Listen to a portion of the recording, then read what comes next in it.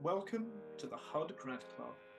I'm Chris Webb, and I'm the Alumni Engagement Career Consultant with the University of Huddersfield's Careers Employability Service. And, full disclosure, I'm also a University of Huddersfield graduate, so I've generally got pretty positive things to say about both the institution and any of our graduates. But don't take my word for it.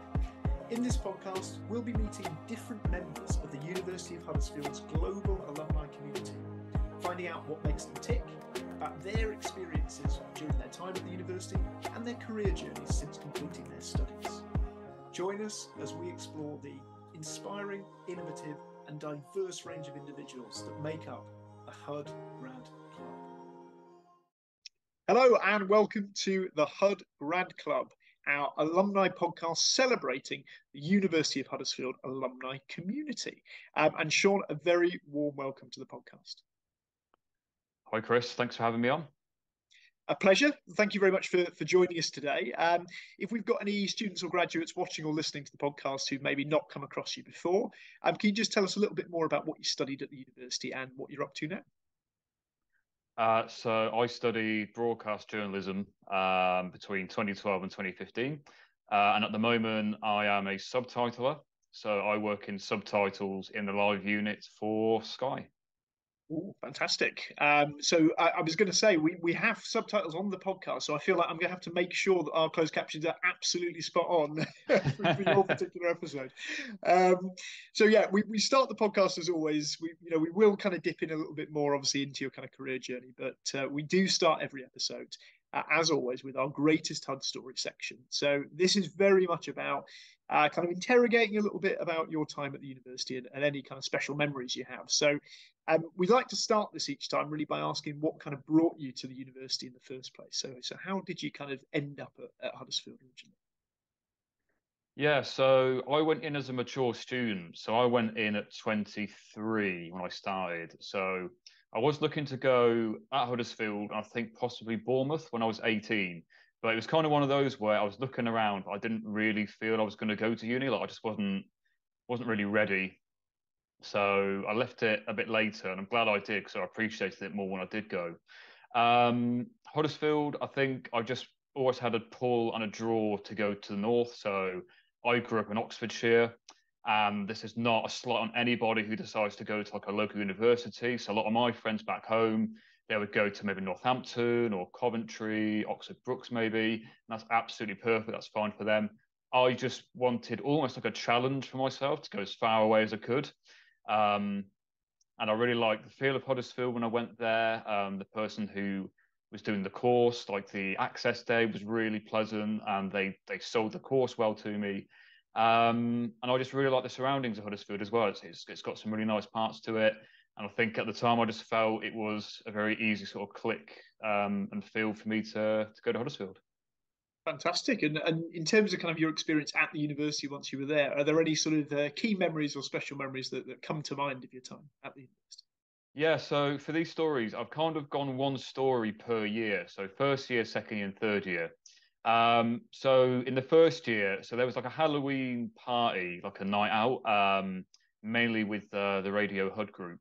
And I'm not a big Halloween fan at all. It's never been my thing, right? But I thought, well, I might as well try and do something. So I remember the idea I had, and I used the word idea loosely.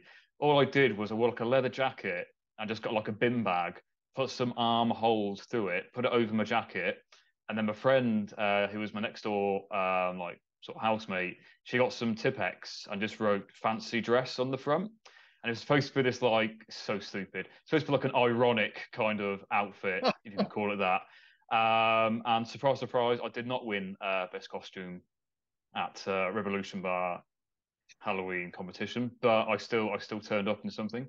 So that's a really sort of fond memory of first year, just really stupid things. And the second year, this was at the Students' Union. So obviously people around this time will remember the old Students' Union before it obviously got changed into a theatre. You have like a karaoke night, and I think it was on a Saturday.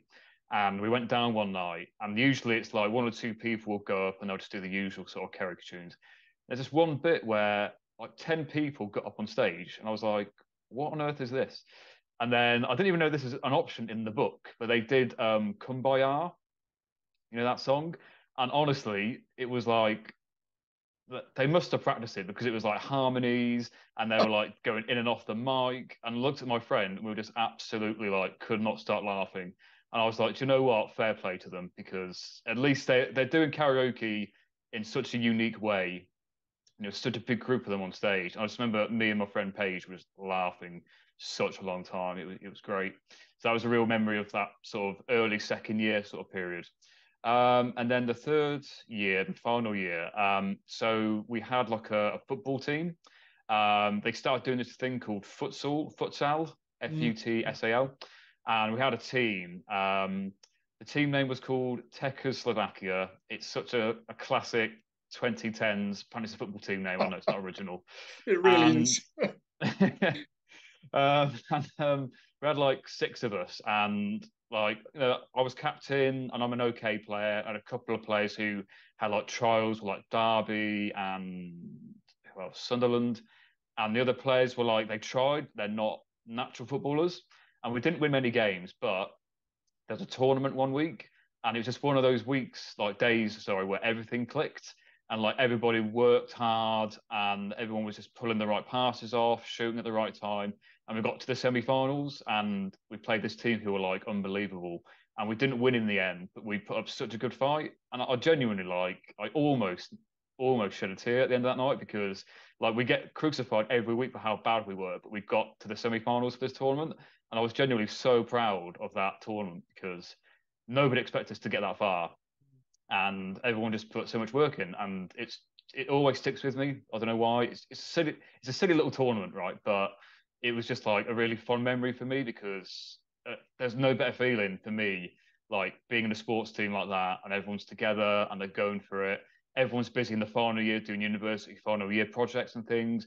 Everyone still finds the time to get involved and have a game. And yeah, just it sticks in my memory really. So yeah. Yeah, I mean, brilliant memory, Sean, and very reflective of kind of what a lot of other alumni have said on the podcast in terms of, you know, yes, there's been kind of talk about the academic side of what the degree's done for them, but like mostly, most people's kind of special memories have tended to be something extracurricular, co-curricular, you know, related to kind of making connections, the social side. And I think, you know, it's really kind of indicative of you know, the other stuff that university gives you kind of beyond the academic degree. So yeah, thank you so much for sharing those. I mean, on I suppose a little bit more of the degree subject that you studied, and linking into, I guess, you know, where you are now in terms of your career. Tell us a little bit more about, I guess, broadcast journalism in general, and how did that lead on to your kind of career after graduating, after finishing at the university?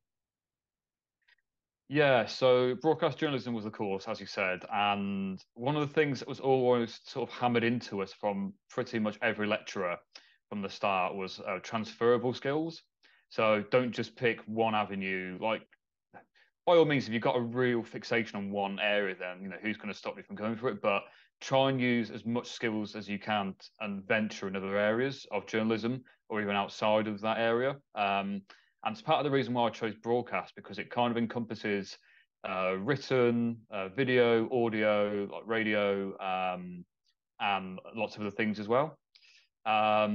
So for me, I always thought I was going to go into radio. That was kind of my sort of niche going into the course, and sort of a natural kind of habitat for me. But I always wanted to try out like how would I do on like video work and going out filming things, and what would a studio gallery be like. And it did teach me a lot of things, but I also enjoyed doing kind of the so-called like smaller modules. So you could choose like a contemporary issues in music module for a second year. You would also do like ethics as well. So it's almost important to learn the ethical side of journalism as well as obviously your practical skills. And I found it a really enjoyable course because, as I said just a second ago, it encompasses a lot of avenues. And I just really enjoyed all aspects of it, really. I think you asked as well, how did it help me after university as well? Yeah, I suppose it's interesting to hear you mention there about kind of, you know, being a subject that potentially leads to lots of different avenues. Did you have sort of an avenue in mind as you were coming to the end of the degree, or was it, you know, you were still thinking about that type of thing as you graduated? Yeah, so radio, as I said, was kind of my natural kind of inclination of that's what I'm going to do. I was really lucky to get some work experience during my final year. So I did 2 stints at BBC Radio 6 Music. So I did some work with Mark Riley and Marianne Hobbs on their shows, which is really cool. And I did like Radio Hud as well for 3 years. So, and then I've not really had a proper radio gig since I left university. So what I ended up doing was that I managed to get a work placement at Sky in August 2015. So just after I graduated, I managed to get 2 weeks at Sky Sports specifically. So I'd have a week like in the Sky Sports news studio. You'd learn how to edit things, video, basic packages. You would also like do script work. At one point, I even got to do the yellow banner breaking news ticket, which is really cool. I think it was Otamendi from Manchester City got moved that day, and they said, "Yeah, this is how we do it. Press the button. That's you." I was like, "That's really cool." And also, real like incredible experience was I managed to have a day at a football press conference. And I didn't know until the day before what I was going to go do. It was actually a Chelsea press conference, and Jose Mourinho was manager. So I went into this press conference, and I'm in the same room as Jose, which was like just a mad experience in itself. And it was also a real big press conference because there was a bit of controversy in a match the week before regarding one of the Chelsea physios and time wasting things. And it was Yes, a I big remember issue that. at the time. So this is the first press conference just after that. And I just remember going down there, and I'm just the guy who's a work experience for the a little lanyard. And people are coming up to me from like ESPN Argentina saying like, "Oh, so what have you heard down in London about?" And I'm just like, "I'm really sorry to tell you, I'm just a work experience guy." But I'm going in there, and you've got like Martin Tyler's there, and you've got all these journalists I've seen for years. So that was a really cool experience. But to kind of get to the wider point, so I had 2 weeks there, so I'm on kind of Sky's radar. I applied for a job there about 3 or 4 months later, and I managed to get a job there doing media management for like 6 months. So that was my kind of first stint with Sky, and that's kind of partly why broadcast journalism got me to that first job with Sky. So that was kind of doing like archival work. So it's where we kept all the tapes and things. So we'd be providing things for like Soccer AM. They wanted some request footage, Sky Sports News, sometimes Sky News. So that was kind of my first job post university, really. And the broadcast degree definitely played a big part in that. That's really interesting. And I mean, you're with Sky now, as you mentioned. Yeah. Was that has that sort of been continuous for you, kind of working with Sky since that first point, or have there been sort of breaks in between where you've gone elsewhere and returned back to the role that you're doing now? Right. So what happened was, so I had a 6 month contract with Sky doing the archive work, and it was also it's a thing called a special tapes project. So the building I was working was going to be knocked down, so we had to move like millions of tapes. It felt like millions anyway. Lots of tapes to like another building before we got knocked down. So basically, this came down to practicality really. So they offered me an extra 2 months from I think August and September, but they couldn't give me a guarantee September to December. And I got to a point was like, well, if I couldn't get any more work with Sky from September to December, I've got a house to pay for between then and Christmas. And especially living in London with those prices, it's not a place you want to kind of gamble on. So I made a difficult decision to leave that job in July, I think. At the same time, I had a master's degree at Liverpool University of Liverpool, doing a music management degree. I had it on ice, and I did want to do it, but I had that going before Sky offered me the job. So what I did was I went back home for a month to Oxfordshire and decided to do a year doing the music degree as a master's in Liverpool. I'm really glad I did it because I wanted to add like another string to my bow, and I wanted to move back up north as well. Like I felt like there's an emotional tie going up there as well. I've got family on Merseyside, and I wanted to have an experience of living in another city, like doing a degree as well. And also that year they had the postgraduate loans that came in for the first time, so I thought I'm going to take advantage of that. I really enjoyed the course. Again, made some really good friends there, and music wasn't there I wanted to go in. Music's a really interesting one because a lot of it, not all of it exclusively, but a lot of it is kind of who you know in music. It's very word of mouth. And I enjoyed the course and I enjoyed doing dissertation work, but I didn't really find much work in music afterwards. Not to say that in years after that I could have got work, but what happened was I did the degree and I decided to go back home in Oxfordshire for a couple of months, like a base, and try and get work up north, more to the broadcast side for that period of time.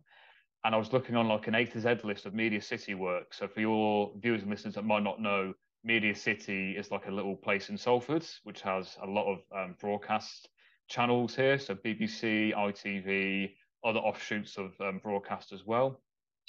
And I found this company called Deluxe, and they were doing a subtitles job. And I had no idea what subtitles, like how to do it, not a Scooby Doo. So I thought, you know what, I'm going to apply for it, go up for the interview and see how we go.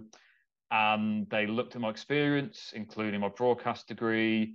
They said, okay, so you've worked in television. They also said during my final year at university, you did a bit of work with Sky News, where Sky News were offering students to do general election coverage, which was where you filmed a count. So I was doing Huddersfield and Dewsbury. And they said, okay, so you're into your politics? I said, I am into politics. I'm quite fond of politics. They said, great, we've got a new contract with Sky coming up, so we could definitely deal with some sort of political nous if you've got it. So I think they had quite a few people that knew sport quite well, like including myself. But I think they might see me as a bit of a all-rounder in terms of like current affairs, politics as well. So I think that was part of it. And I don't think without that Sky News camera work that I did in my final year with Huddersfield, I might not have got the job. I don't really know, but you never know. So the degree definitely helped, and I've been doing subtitles now for nearly 6 years. That was with Deluxe in Salford, and that was working for channels with Sky, RTE in Ireland, and ITV as well. Since then, there's been like contractual differences. So now, basically, Sky took their subtitle work in-house, and they took some of us over. So I am now working again for the second time exclusively for Sky with subtitles. So if you're watching Sky News, Sky Sports, your entertainment channels occasionally as a live unit, we'll do work with that as well. But our bread and butter is if you're watching Premier League football, or as we're recording this, the Ashes cricket, that'll be us guys doing the live work. And also we've got a pre-rec department, so shows that come in advance, like movies, things like Succession, when they get filmed, they'll get them in advance and they'll subtitle it in hand. But yeah, so I've been doing that specific subtitling job now for nearly 6 years. Wow, fantastic! And I mean, if you're watching this probably at the time it's released, hopefully things have got better in the Ashes. But certainly for those who are watching it right now, it's probably not looking so promising. But I mean, really interesting to hear about that, Sean. I mean, I guess as you said, there's so many different threads that you could have taken from the broadcast journalism degree, and obviously that interest in radio initially, and then obviously the music management degree, and kind of the interest in that strand as well. How do you find the subtitling work? Because as you said, it's something that I guess you touched on in some of your kind of previous roles, and now have been doing for 6 years. What do you kind of enjoy about the work? And I suppose how is it sort of pulling together those different strands of the things you've done throughout your career so far? Yeah, so how subtitling works for us is it's like a re-speaking software. So you're literally watching the feed, whatever you're watching. So if I'm watching cricket, you'll have like Nasser Hussain doing his bit. I'm repeating what he's saying, and in a very sort of unique kind of way, almost like a robotic voice. I won't do it for the podcast because it will just sound weird. I repeat what Nasser Hussain would say on the cricket. My voice gets fed into a software system on the computer, and then the software basically chucks out the subtitles on air. So it's about a 4-second turnaround from what Nasser Hussain says to the subtitles going out on air. That's kind of how it works in terms of what you're seeing on screen. So that's kind of how that works, really. And in terms of kind of what it's kind of like and sort of what I like about it, it's a really enjoyable job. So specifically for us, a lot of people rely on what we do. I think the last time Ofcom did, just to make you guys aware, so Ofcom are the people who sort of regulate us. So we have to kind of put out a certain amount of subtitles for a certain amount of time per month, a certain amount of channels. And I think the last time they did a survey, I think officially it was around 2 million people in the UK use subtitles, but we know it's a lot more than that. People who are not hard of hearing use subtitles as well. So they might be in a busy household and they might be using subtitles as they're doing jobs. So we know a lot of people use it. So from like a sort of moral perspective, it's a really good sort of feeling that you're doing with that job. Like, you know, it's really important in that perspective. And I really enjoy it. Like, honestly, I could see myself just doing this job for quite a few years to come, really. And also, you know, I mean, if you would have said to me when you leave university, you know, you're going to be paid to watch like Premier League football, like, I'm not going to complain. So I'm very lucky. I'm very fortunate. Yeah. And also, like, the camaraderie and the team ethic at Sky is really, really good. Like, they look after you really well. When we go back down to London to HQ, we have really good interactions with our bosses. They make it really friendly and easy, and everyone's really approachable. And I've never had a job where like everybody's incredibly, like I said, approachable, and they're always willing to listen to what you've got to say, and you feel like whatever you have to say gets heard. And so all I can say is that a company like Sky, they do look after you really well, really.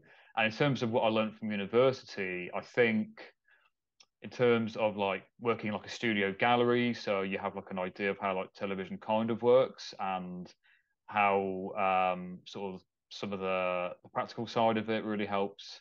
And also because we cover a lot of like politics with Sky News, like I was always really into like the politics side of things at university as well. And I think the broadcast degree, it just gives you a really good all-round kind of um, base knowledge of how to Yeah. go into work outside of normal journalism. So you don't have to go into newspapers, you don't have to go into magazines, or specifically be a journalist. Going back to what I said before, transferable skills definitely has helped me get this job. It's really interesting, Sean. I think particularly as you said, how the kind of the current work you're doing sort of pulls all those threads together, stuff from the degree, but also your interests, as you said, you know, watching sport, politics. It's, you know, really good example of bringing in all those kind of different facets of your life into work and what can kind of make work enjoyable. I mean, you mentioned there a little bit about some of the people that you've worked with, and, you know, good camaraderie, good kind of atmosphere, good environment. Have there been any sort of key people, I guess, you know, either within the university degree or kind of since then, that you feel have made quite a big impact in your career? Yeah, so I thought about this before, and I think one person from university and one person from work is definitely what came to mind. So university, one of my tutors was a guy called Andy Fox. Sadly, Andy passed away last year. So he was also my dissertation tutor in my final year, and he was always like really approachable. And I remember in my dissertation, I got some good interviews, and I thought I was doing really well for myself. Like, I got an interview with a guy called Bob Willis, who was an ex-cricketer. He's like really well known in the game, and I was kind of like going in like sort of like, you know, feeling like 10 feet tall, saying, "Andy, I spoke to Bob Willis. That's one of my like interviews for my dissertation." Almost thinking like that's kind of like job done sort of thing. And it's like, that's really good. Right, why don't you go and get so and so? I think he said to me at the time it was Dickie Bird, who was like an umpire, because my dissertation was about cricket and about like the DRS in cricket, about how is it kind of going to work basically going forward. And he was always pushing me to go and do more all the time. That's a good interview, but what else could you do basically? Who else could you get? If you got that, maybe you should speak to that person. It's good you got so and so. That means you can go and speak to that person. And I'm really glad he kept pushing me on, because I think I probably would have rested on my laurels quite a lot. So Andy was always somebody who always wanted you to push on and try and do something a bit more each time. So that's definitely helped me, you know, going forward post university. And then somebody I used to work with called Helen in subtitles. She'd been doing it for a long time, and I think she'd been doing it since like the 1990s. So she was doing like Channel 4 work before like the re-speaking software came in. Um, and I was just like blown away by how dedicated she was to her job, because the shifts are really long. It's like 12-hour shifts, and everybody knows you get a bit fatigued, and sometimes might not be as good, you know, just naturally, because everyone just gets tired. You know, it's at the end of the day compared to the start of the day. And Helen was such a professional, and she was so dedicated and passionate about her job, and that definitely like rubbed off on me. And a lot of what she was kind of doing and the way she approached it, always like editing mistakes and making it the best for the viewer. And I think the one thing I took from her was like always kind of like have the viewer in mind. Like, if there's a little mistake, make sure you edit it.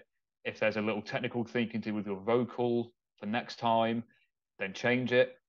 So in terms of like, and it's nobody's fault, but some journalists on Sky speak really quickly, and you have to kind of keep up with the word rate. So it's little things like that that you learn from people like Helen. So yeah, so basically, do more than you think you possibly could. So don't rest on your laurels, basically, is what Andy would say. And Helen would probably say something like, think of the viewer, think of your audience, think of the people that are actually using the subtitles, really. I mean, sounds like brilliant advice and great reflections, from your career so far, Sean. I mean, you've touched a little bit on kind of advice there, but it leads us very nicely really into the last sort of segment of the podcast, which is our underrated careers advice section. So very much kind of picking your brains really for any sort of nuggets of wisdom from your career so far that you think might be useful for any students or graduates who are watching or listening. These could be broadcast journalism graduates or students, or they could just kind of be more general careers advice. So do you have any particular underrated careers advice you'd like to share? I would probably say if you feel like you're having to take a step back to eventually take 2 steps forward, then don't take it as a negative. So what I mean by that is, for me, is so after I left Huddersfield University, after leaving my first job at Sky, and after leaving Liverpool University, those 3 occasions, I went back to my parents' house every time to set up a little base to try and apply for jobs. And it can be difficult for some people to kind of go into a university thing and then end up back home with your parents for a while. And I always say to people, like, don't get down about it, because there's no shame in doing that. A lot of people, especially at this moment in time economically, it's a lot of money to go out and have your own place. So don't always be sort of down yourself to go back home, for example, to your parents' house and apply for jobs there for however long it takes. Like, it's not a problem. And I always, was always conscious of that it's not a bad thing to do that. And it can be difficult sometimes when you're applying for jobs and you're getting some rejections and you're thinking, oh, I'm not getting any jobs today. I've been doing this for like 3 or 4 weeks now, and I'm still, I'm living at home. I want my own space like I did at university. I just think you have to remember, all you can do is what is in your power. So being at your parents, applying for jobs, just be persistent, just keep applying, keep talking to people. And that's a good thing as well. Talk to people off your course as well, because they're likely to be in the same boat as you. And so you can almost do it, do it as like a group thing where you're all applying for jobs at the same time, or you're in it together sort of thing. So yeah, I would say that really. Don't be afraid. I'm using a very specific example about living back at home for a bit, but in general, don't be afraid of taking a step back to eventually get 2 steps forward, and just be patient and be persistent. Yeah, absolutely. No, I think it's really good advice, Sean. And it often sounds like a bit of a cliche or a little bit trite. This idea that there is no one single template for your kind of career journey, but that's exactly right, isn't it? As you say, sometimes, particularly with things like social media, we can kind of make that comparison. Am I on the same trajectory as so and so? All that sort of thing. But as you say, it's kind of ultimately, it comes down to yourself, doesn't it? And the sort of the directional trajectory you take is unique to you. And ultimately, at the end, when you look back and you kind of connect the dots, those kind of small steps back, as you said, in order to step forward, you probably won't remember them quite as much. They were all just kind of part of the sort of journey you were taking. So yeah, really interesting reflections. If we've had sort of any students, graduates who've been kind of watching or listening to podcasts who've been interested in what you've been saying, maybe want to find out a little bit more about your work, where's the best place to kind of find you or get in touch? Yeah, so I am on LinkedIn, also on Instagram as well. So by all means, if you are on LinkedIn, feel free to get in touch. You can see some of my work on LinkedIn as well, including some of the general election work, I think, still on there. There's a few clips on there, there's a few articles on there from a few years ago. So by all means, I'm on LinkedIn and also on Instagram as well. Fantastic. Well, what we'll do is, if you're watching the podcast, you will see those links to Sean's LinkedIn and Instagram pop up on the bottom of the screen. And if you're listening to the podcast, you'll find them in the episode notes. But that brings us really nicely to the end of the podcast. Sean, thanks so much for sharing the reflections from your career so far. Thanks for becoming the latest member of the Hud Grad Club. And obviously, we wish you well with everything moving forward. Thank you very much. Thanks, Chris. Take care.